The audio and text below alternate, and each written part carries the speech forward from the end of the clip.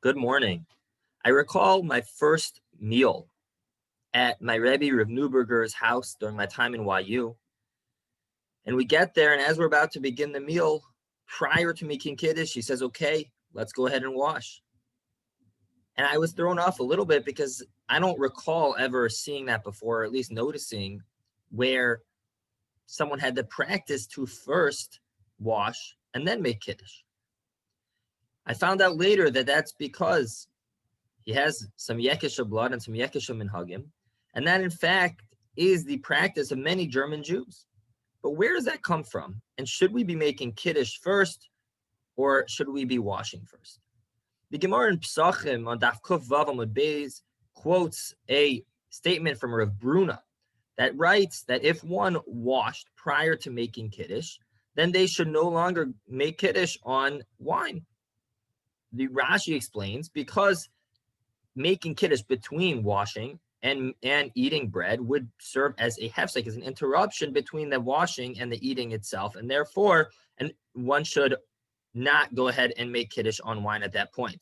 The Tur quotes the Siddur of Rav Amram Gon, who writes that in such a case, instead of making Kiddush on wine, one should go ahead and make the Kiddush on the bread, because b'diavad one is allowed to make Kiddush on bread, and therefore to avoid the problem of hefsek, if one had already washed, one should go ahead and make Kiddush on bread as opposed to wine.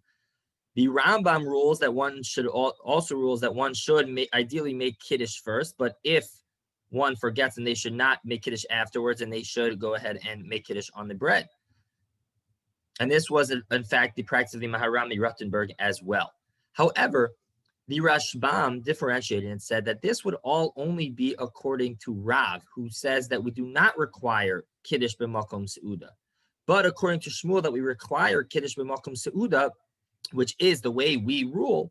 Then Kiddush becomes an essential part of the seuda, and there is no hefsek in making Kiddush between washing and making hamotzi.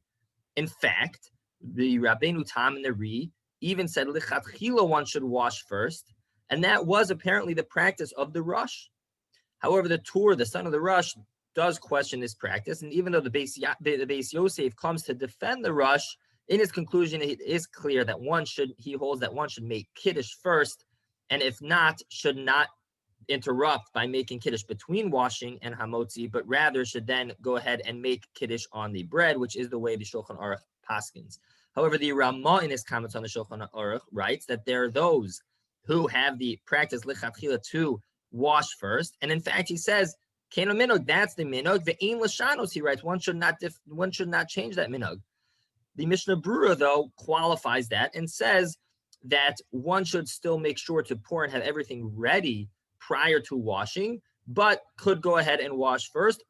Although he does say that many, even Ashkenazim, Achronim, have not adopted the practice of the Ramah, but have adopted the practice of the Shulchan Aruch in this case to go ahead and wash first, they make Kiddush first and then wash afterwards. However, one who washes first certainly has what to rely on. And like we mentioned, there are even communities that go ahead and ideally wash prior to making Kiddush, and then make Kiddush and then wash. So one should follow their practice, although it does seem that unless one has a specific practice to go ahead and wash first, the general adopted minhag for both Sephardim and Ashkenazim is to go ahead and make Kiddush and then wash. Have a fantastic day.